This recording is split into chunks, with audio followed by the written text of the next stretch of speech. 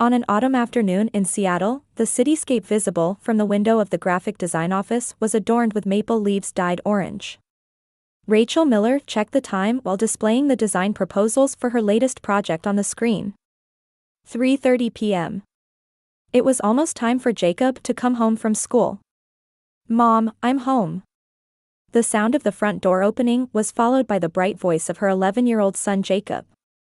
Rachel smiled and stood up to greet her son. Jacob resembled his father David, somewhat shy but caring in nature. His large brown eyes sometimes reminded her of her late husband, filling Rachel's heart with both warmth and sadness. "You had a math test today, didn't you? How did it go?" "I think I did okay. But the fraction division was a little difficult," Jacob answered while setting down his school bag. "I wonder if Dad would have helped me if he were still alive." Rachel's chest tightened. 6 years ago, David had suddenly passed away from a heart attack. He was only 32 years old. Since then, Rachel had been struggling to make it on her own. Fortunately, her skills as a graphic designer were solid, and she had been able to maintain a stable income as a freelancer. "Dad was good at math, wasn't he? But Mom will try her best to help you too," Rachel gently stroked her son's head. "Besides, Grandpa Thomas is good at math too. Let's ask him the next time we see him." David's parents, Thomas and Helen, loved Jacob dearly. Right after losing her husband, Rachel had gone through a period where she distanced herself from her in-laws due to grief, but recently they had begun to grow close again. The phone rang. The screen displayed "Mom." It was from Rachel's mother, Dorothy. "Hello, Mom? Rachel, how are you doing?" Dorothy's voice had its usual slightly calculating tone. "Are you free this weekend? I'd like to see you with Christina." Rachel's sister Christina had been drifting through the beauty industry, always chasing the next big opportunity. She was beautiful and sociable, but also vain and reckless with money. "Is something wrong?" Rachel felt a bit wary. Lately, contact from her mother and sister had been increasing. After David's death, they had begun reaching out frequently under the guise of family bonds. "It's nothing serious. I just thought we should make time to spend together as a family. Will Jacob come with you?" Rachel hesitated. Time spent with her mother and sister always stirred up complicated emotions. Especially recently, money had become a frequent topic of conversation. Dorothy was a former bank employee, but she had been hinting that she had suffered losses in post-retirement investments. Christina had also been bringing up investment opportunities for new businesses more often. "Of course. But I can't lend anything this time," Rachel said frankly. "Oh, what are you talking about?"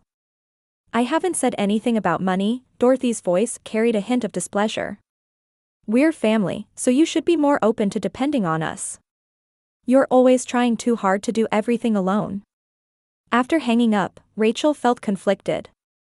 Family was certainly important, but lately she had been questioning her mother and sister's behavior.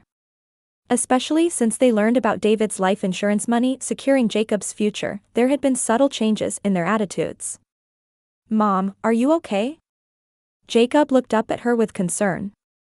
"I'm fine. That was just a call from your grandmother," Rachel smiled. "Let's go see Grandma and Aunt Christina this weekend." "Yeah," Jacob answered happily. He genuinely loved his grandmother and aunt. At 11 years old, he couldn't understand the complicated motives of the adults.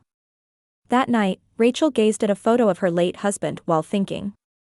What would David make of the current situation? He had always loved family, but he also possessed practical judgment. Rachel thought that her husband would have advised her to be more cautious about her mother and sister's recent behavior. However, she also felt strongly about not wanting to doubt her blood relatives. Perhaps she was just being overly sensitive. Rachel whispered quietly to the photo, "David, what should I do?" No answer came back. The husband in the photo was simply smiling gently as always. 3 days later, on Thursday evening, Rachel's cell phone rang. Christina's name appeared on the screen. "Rachel. I have wonderful news," her sister's excited voice came through the receiver. Mom and I booked a Mediterranean cruise. Of course, you and Jacob are coming too. Rachel was surprised. A cruise? When is this? Departing next Monday. It's a 7-day cruise visiting Italy, France, and Spain. The whole family will have a wonderful time together. Next Monday? That's so sudden, Rachel was confused. I need to adjust my work schedule, and Jacob has school. It's fine, everything's already arranged. Mom already contacted your clients to request a week's vacation. I contacted the school too. Rachel was stunned. She couldn't believe that her mother and sister had contacted her work and her son's school without permission. Wait a minute, you did that without? Don't worry about the details. We're family. Besides, this is also celebrating Mom's birthday. She says she wants to enjoy life. That night, Rachel told Jacob about the cruise with mixed feelings. Her son's eyes lit up with joy. Really? We're going on a ship? I've never been on an overseas trip. That's right. But you'll have to miss a whole week of school. It's okay, Mom. I'll get my homework in advance. Jacob was already starting to plan the trip. The weekend passed, and Monday morning arrived. Rachel packed the bare essentials and headed to Seattle's port with Jacob. A magnificent cruise ship was docked at the wharf, with many passengers forming lines for boarding procedures. Dorothy and Christina had already arrived. Dorothy was wearing a new, expensive-looking dress, and Christina was carrying a brand-name bag Rachel had never seen before. Rachel. Jacob. Christina waved. Ready? A wonderful adventure is about to begin. At the check-in counter, the staff began verifying the passenger list. Dorothy Howard, Christina Howard, Rachel Miller, the clerk read each name aloud. Jacob Miller's name is not on the list, the clerk showed a confused expression. Rachel's heart nearly stopped. There must be some mistake. My son is supposed to travel with us too. The clerk checked the list again. I'm sorry, but Jacob Miller's name is not on the reservation list. Rachel turned to her mother and sister. Neither would meet her eyes. Dorothy slowly opened her mouth. Oh, I'm sorry, there was no apologetic tone in her voice at all. It was a family-only reservation. What do you mean, family only? Rachel's voice trembled. Christina giggled. Thanks for the ride. We saved on taxi fare. In that moment, Rachel understood everything. Her mother and sister had never intended to bring Jacob from the beginning. They planned to enjoy a luxurious cruise by themselves, probably hoping to meet wealthy men on board. The family trip was just a pretense, and Rachel had been used only for transportation. Jacob was desperately trying to understand the situation. Tears welled up in his large brown eyes, and he whispered in a small voice. Mom, am I not family? Those words pierced deep into Rachel's heart. She couldn't answer her son's innocent question. People around them began to take notice, and tears streamed down Jacob's cheeks. Oh, Jacob, Dorothy said coldly. There are such things as adult trips. Children get in the way. You understand, don't you? I thought Mom would understand, Christina added. We have the right to enjoy life too. You're always thinking about Jacob, but sometimes we need adult time too. Rachel gripped her son's hand tightly. Jacob's small hand was trembling. She said nothing, simply holding her son close. Indescribable anger and sadness swirled in her chest. Rachel, don't be angry, Dorothy said. We'll buy souvenirs on the way back. We'll pick out something nice for Jacob too. That's right, we'll definitely take lots of fun photos, Christina said with a smile. Next time we'll tell you the plans earlier. But Rachel was no longer listening to their words. She firmly gripped her son's hand and silently left the scene. Jacob also understood his mother's silence and followed without saying anything. On the way to the parking lot, Jacob said in a small voice, Mom, I'm sorry you couldn't go on the cruise because of me. Rachel stopped and looked at her son. Jacob, this is not your fault. You must never blame yourself. But if I wasn't here, you could have enjoyed the cruise too. Listen, Rachel placed her hand on her son's shoulder. You are the most precious person in my life. A cruise without you would have no meaning at all. While getting in the car, Rachel took out her cell phone. She dialed Thomas Miller's number. David's father's voice came through. Rachel?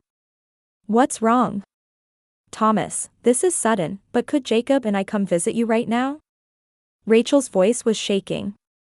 Of course. What happened? I'll explain the details when we get there.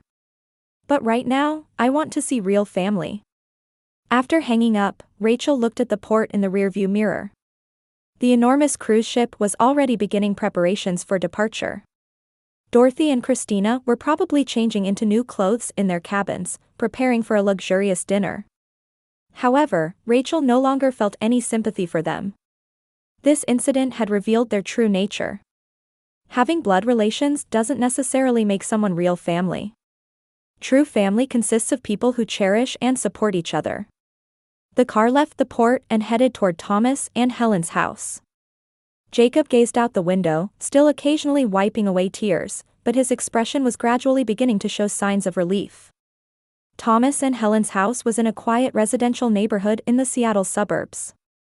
After about an hour's drive, Rachel and Jacob stood in front of a front door with warm lights glowing. Even before the door opened, they could hear Helen's worried voice. Rachel, Jacob. Helen embraced them both. What happened? Your voice on the phone sounded so worried. Once they were shown into the living room, Thomas sat with a serious expression. As a former police chief, his sharp eyes immediately read the gravity of the situation from Rachel and Jacob's expressions. Jacob, there are cookies in the kitchen. Why don't you go get them with Grandma? Helen gently suggested. She understood that the adults needed to talk. After Jacob headed to the kitchen, Rachel told them in detail about what had happened at the port. Thomas and Helen listened silently, but their expressions gradually turned to anger. I can't believe it, Helen was indignant. How could a mother and sister do such a terrible thing? What a horrible treatment of my son's wife and grandson. Thomas's voice was low, with suppressed anger. If David were alive, he would never have allowed this. Actually, there's something that's been bothering me, Rachel continued hesitantly. Lately, my mother and sister have been frequently asking me for financial advice. Especially Christina, who has brought up investment opportunities for new businesses several times. Thomas leaned forward. What kind of investment opportunities? Beauty-related franchise businesses, startup capital for online shops. Every time she says it's sure to make money, but the specific business plans are always vague. That sounds suspicious, Thomas stroked his chin thoughtfully. Rachel, have you recently provided any financial assistance to your mother or sister? Small amounts, but several times. I've helped with rent assistance and helped Christina with credit card payments. Helen and Thomas exchanged glances. Rachel, do they know about David's life insurance money? Rachel nodded. Yes. I also told them that I'm saving it for Jacob's future. Thomas stood up. This isn't just a simple family problem. There's a high possibility of calculated financial motives. Let me contact an old colleague to investigate their recent activities. The next day, Rachel learned shocking facts from Thomas's phone call. Rachel, I've got the information. Your sister is receiving collection notices from multiple credit card companies. The total amount appears to exceed $80,000. $80,000? Rachel gasped. That's not all. Your mother has also gotten involved in what appear to be high-yield investment scams and has suffered considerable losses. Both of them seem to be in serious financial straits. This information revealed the true purpose behind the cruise incident. Dorothy and Christina were either looking to find wealthy men to marry on the ship, or to extract further financial assistance from Rachel. Jacob had been planned to be excluded as an unwanted presence from the beginning. That same day, Rachel also received a call from her father George. I heard about Dorothy and Christina. Thomas contacted me. George had divorced Dorothy 7 years ago, but had continued providing regular financial support to his ex-wife. However, learning about this incident had infuriated him. "I'm immediately cutting off the support. What those two did to you and Jacob is absolutely unforgivable. Dad, you don't have to go that far. No, this is a necessary measure. They need to take responsibility for the consequences of their actions." Meanwhile, on the cruise ship sailing the Mediterranean, unexpected events continued for Dorothy and Christina. On the first night, at the ship's formal dinner, the two didn't know how to behave in a high-end restaurant and received cold stares from other passengers. Christina laughed loudly, and Dorothy drank too much wine, completely ignoring table manners during the meal. On the second day, while sunbathing by the pool, Christina aggressively approached a wealthy-looking man nearby. However, the man's wife immediately appeared and expressed her displeasure. "Could you please stop approaching my husband?" "Oh, it's just a friendly conversation," Christina replied nonchalantly. On the third night, at the ship's casino, Dorothy lost most of the cash she had brought. Intoxicated, she tried to borrow money from other passengers and was warned by security staff. "This ship has standards of dignity. Please refrain from behavior that disturbs other passengers." Christina also embarrassed herself when her credit card was declined while trying to purchase expensive items at the ship's store. The clerk was polite, but there was clear contempt in their eyes. By the fourth day, the two were clearly being avoided by other passengers. In restaurants and by the pool, people would move seats when they approached. In Seattle, Rachel and Jacob were spending a wonderful week with Thomas and Helen. "Grandpa, this fishing is really hard," Jacob said while casting his line at the lakeside. "It's difficult for everyone at first. But it's important to persevere," Thomas gently taught his grandson. "Just like life." Helen prepared special home-cooked meals for Rachel and Jacob. Every evening, 3 generations gathered around the dinner table, feeling the warmth of real family. "Rachel, you're a wonderful mother," Helen said quietly one night. "David would be proud." "Thank you, Helen. This week has really shown me who true family is." Friday night, the cruise ship returned to Seattle port. Dorothy and Christina disembarked with exhausted expressions. They hadn't gained any of the wonderful encounters or elegant experiences they had hoped for. Instead, only embarrassing experiences on the ship remained in their memories. Returning home by taxi, they found more collection notices than expected in their mailboxes. Christina's debt collectors had also left several messages on voicemail, and the content was much harsher than before. The biggest shock was the notice of support termination from George. For Dorothy, who had been receiving $1,000 a month in assistance, this was a devastating blow. Why would Dad do such a thing? Dorothy trembled as she read the letter. Rachel must have tattled, Christina expressed her anger. "All we did was try to have a little fun." But reality continued to close in on them mercilessly. Christina's apartment rent was 3 months behind, and an eviction notice had also arrived. Dorothy also couldn't cover her living expenses with her pension alone. A week later, the situation finally reached its limit. Christina's debt collectors visited her apartment directly, and Dorothy's electricity and gas were shut off due to unpaid bills. The two realized they had no choice but to swallow their pride and ask Rachel for help. However, after what happened at the port, they had no idea whether Rachel would forgive them. "Let's call Rachel." Dorothy picked up her cell phone with trembling hands. "But what can we say?" Christina's voice was also trembling. "We have to apologize. And ask for help." When Rachel returned from work, she saw 2 figures in front of her entrance. Dorothy and Christina were standing there with small suitcases. Both looked exhausted. "Rachel," Dorothy's voice trembled. "We need to talk. Please, could you spare us just a little time?" Rachel opened the door with mixed feelings. When they entered the living room, Jacob looked up from the dining table where he had been doing homework. He stared at his grandmother and aunt, but his expression clouded as he remembered what happened at the port. "Jacob, could you continue your homework upstairs?" Rachel gently called to her son. Okay, Mom. Jacob picked up his textbooks and stood up, but looked back at the three of them as he climbed the stairs. Dorothy and Christina began crying as soon as they sat on the sofa. Rachel, we did something truly horrible. Dorothy was the first to speak. What happened at the port is inexcusable. Especially toward Jacob, it was shameful behavior for a grandmother. I was the worst too, Christina continued. As an aunt, as a sister, as a human being, I was the worst. At that time, all we could think about was money. Rachel listened to their words in silence. Her expression was calm, but inside, complex emotions were swirling. Right now, we're really in trouble, Dorothy continued. Christina's apartment is being evicted, and I can't pay my utility bills. But what's more painful than that is having hurt our family. Could we stay here for just a few days? Christina pleaded. And if possible, a little financial assistance? At that moment, they heard the sound of the front door opening. Thomas and Helen had arrived for dinner as promised. Seeing the situation in the living room, they immediately understood what was happening. Oh my, Helen showed a surprised expression.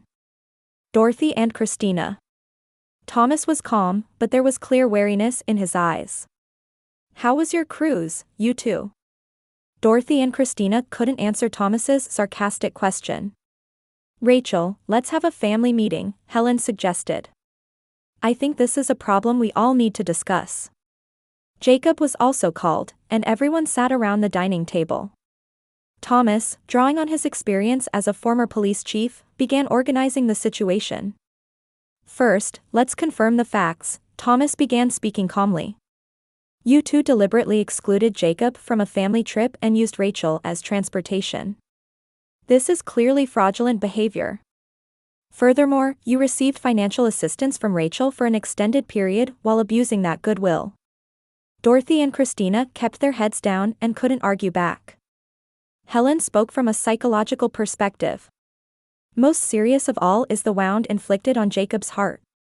Do you understand the cruelty of telling an 11-year-old child that he's not family? Jacob sat quietly, but you could see various emotions swirling in his small chest.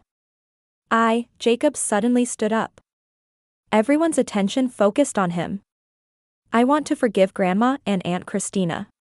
The adults were surprised. Rachel placed her hand on her son's shoulder. Jacob, you don't have to force yourself to forgive. But Mom, Jacob continued with tears in his eyes. Everyone makes mistakes sometimes, right? When I lost Dad, I was so angry that I hit my friend Mike.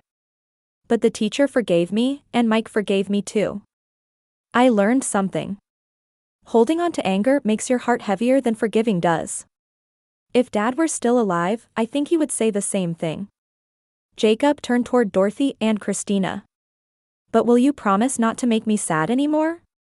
Dorothy and Christina were deeply moved by the words of the boy who was their grandson and nephew. They answered with choked voices. I promise, Jacob, Dorothy said through tears. I will never make you sad again. I promise too, Christina was also crying.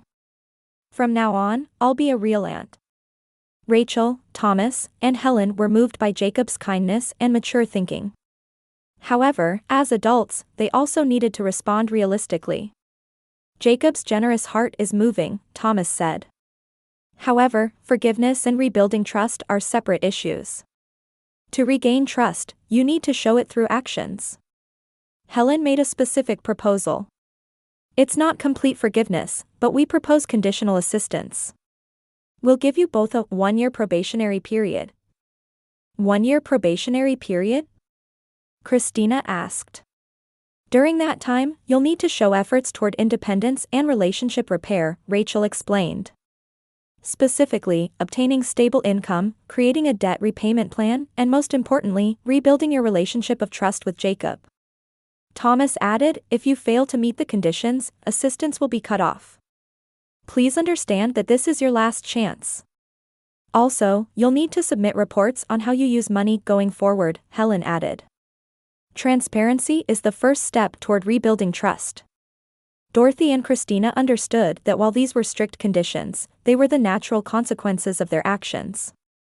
I understand, Dorothy answered. In 1 year, I will definitely regain your trust. I'll do my best too, Christina continued. I'll become an aunt that Jacob won't be ashamed of. That night, Rachel prepared simple beds in the small guest room for the two of them. However, unlike before, this wasn't unconditional hospitality. She made it clear this was strictly a temporary measure. Starting tomorrow, you two will begin job hunting, Rachel told them.